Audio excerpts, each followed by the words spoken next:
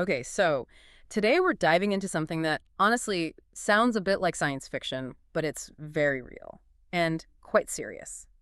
Think about this.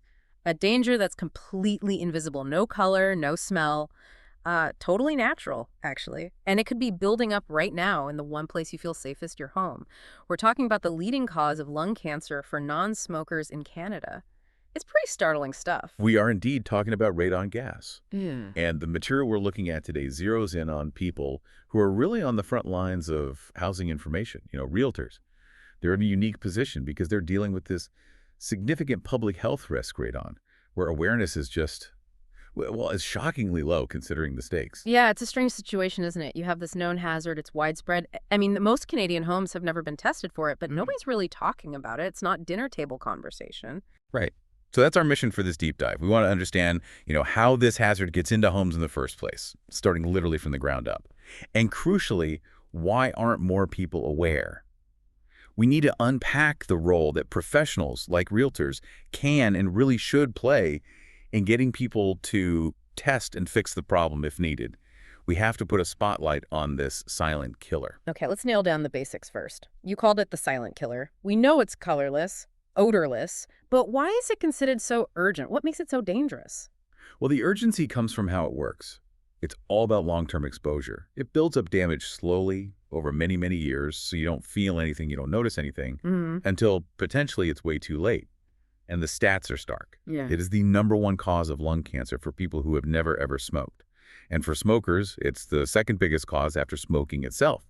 That's huge for something we can actually prevent. The invisibility factor is just, yeah, it feels really unsettling when you put it like that. So if it's so bad, where is it even coming from? Is it industrial pollution or something like that? No, not at all. And that's part of the challenge, maybe. It's completely natural.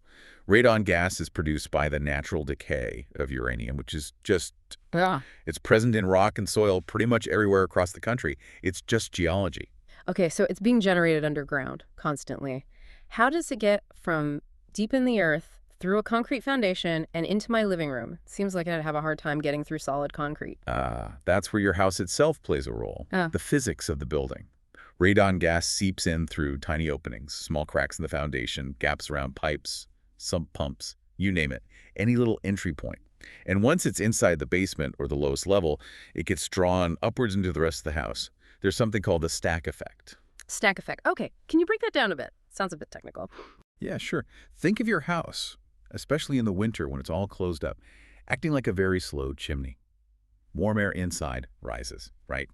And eventually it leaks out through the upper parts of the house, the attic, vents, tiny gaps near windows. As that warm air leaves, it creates slightly lower air pressure down low in the basement or on the ground floor compared to the pressure in the soil just outside the foundation. Oh, I think I see. So the house isn't just sitting there, it's actually kind of sucking air in from the ground below it Yeah. to balance out that pressure difference. Exactly. You've got it. That pressure difference acts like a weak vacuum, constantly pulling radon gas and other gases in the soil right through any little crack or opening it can find. And then air currents and ventilation systems distribute it throughout your living space. It's this slow, steady infiltration. Wow. Okay, that brings up a huge point. If it's natural, invisible, odorless, there's no way for me as a homeowner to just look around and know if I have a problem. How do you find this ghost? You can't visually? No. The sources we looked at are absolutely clear on this. There is no way to visually identify if a specific home has high radon levels. Yes, risk maps exist. They show general areas where more homes tend to test high, but they're just statistical averages for a region. The core message, repeated again and again, is the only way to know for sure about your home is to test it. Individual testing. Maps give clues, tests give answers. Right, okay, so testing is key. When's the best time to do this test? I'm guessing not summer when all the windows are open. Exactly. You want to test when the house is most sealed up, representing the conditions where radon could potentially accumulate the most.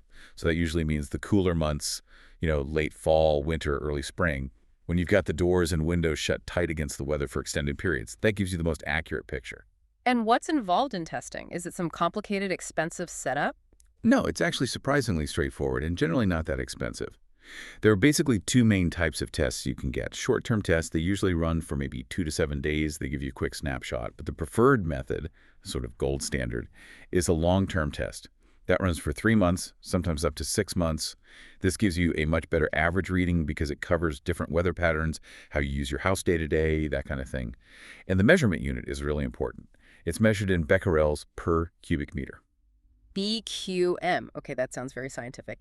Can you give us some context? Like, what's a typical level outside, and what's the number where alarm bells should start ringing? Yeah, that context is crucial. Outside air typically has very low levels, maybe less than 10 BQM, often even lower, like around 5. Inside a home, ideally you'd want it to be quite low too, perhaps under 50 BQM. Hmm. Health Canada has set the action guideline at 200 BQM. 200. Yeah. Right. So if a test comes back at, say, 250 or 300, that's significantly higher than background levels. Oh, absolutely. It's a level where the health risk becomes a real concern based on long-term exposure. A reading over 200 BQMO means Health Canada strongly recommends you take action to lower the level. And the sources emphasize, it's not like 199 is fine and 201 is disaster. It's a guideline. But the higher your reading goes above 200, the more urgent the need to remediate becomes. Okay, so let's say someone does the test and it comes back high.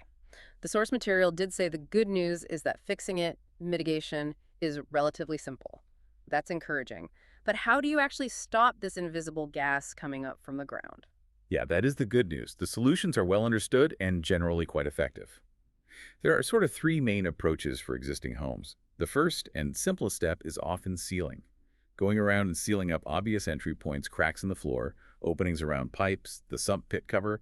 But sealing alone often isn't enough, especially if the levels are quite high. Right, because that stack effect, that pressure difference pulling the gas in, is still happening, right? So what's the next level of defense? That's where you get into active systems.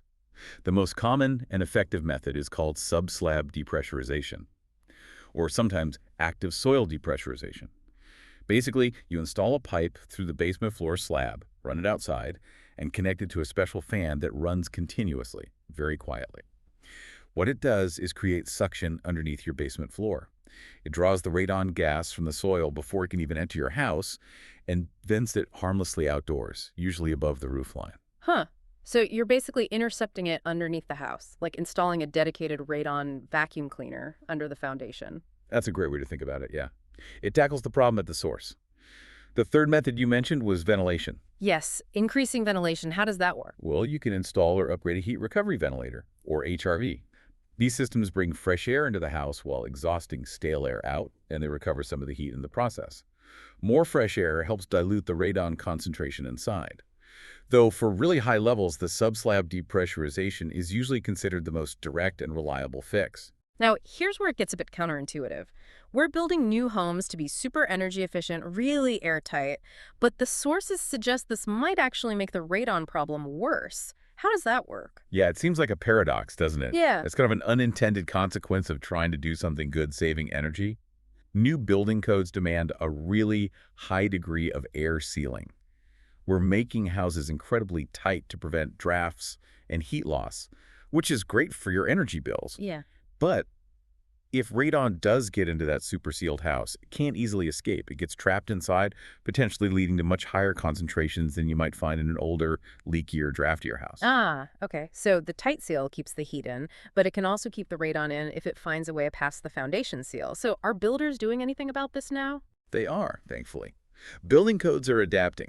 For example, in British Columbia, the code now requires new houses built on the ground, so not apartments way up high, to have basic radon mitigation measures roughed in during construction.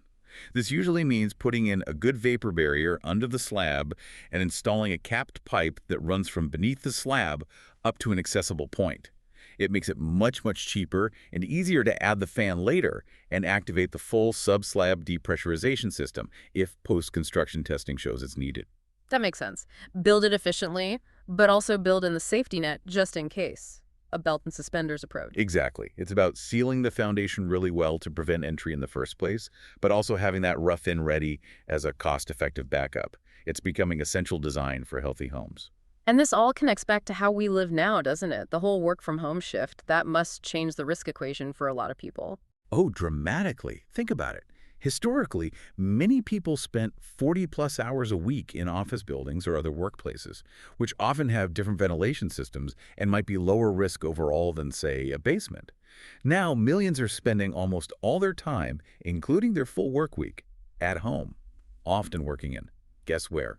Basements or ground floor home offices. The areas potentially most prone to radon accumulation. So we're potentially spending way more hours exposed in the very parts of our homes where the risk could be highest. Precisely.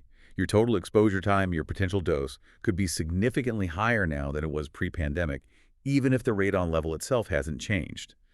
It really elevates the importance of testing. It shifts radon from just a home safety concern to potentially an occupational health issue, even if your commute is just down the stairs. Okay, so wrapping this up, we've covered what radon is, how it gets in, how to test, how to fix it. For you, the listener, what's the single most important takeaway from all this? I think the biggest takeaway has to be that knowledge empowers you to protect yourself and your family. Awareness is the first step. Radon is a serious proven health risk, but the good news is it's identifiable through testing, and it's fixable with established methods. The cost of testing and fixing is tiny compared to the potential health consequences down the road. Action matters. And this is where those professionals, the realtors mentioned in our source, really come in. They're positioned to make a huge difference. Absolutely critical. Realtors, home inspectors, builders, anyone involved in housing transactions or construction has a responsibility, really. They need to move past seeing radon as some obscure issue and treat it as a standard part of the home safety conversation. They should be encouraging testing routinely and know how to point clients towards reliable, factual information and certified mitigation professionals, not just relying on regional maps. So we'll leave you with a final thought to chew on. Given that many of us are spending so much more time at home now, working, living, playing maybe we need to fundamentally rethink what makes our home environment truly safe. Is the air you breathe inside your own four walls as healthy as you assume it is? Something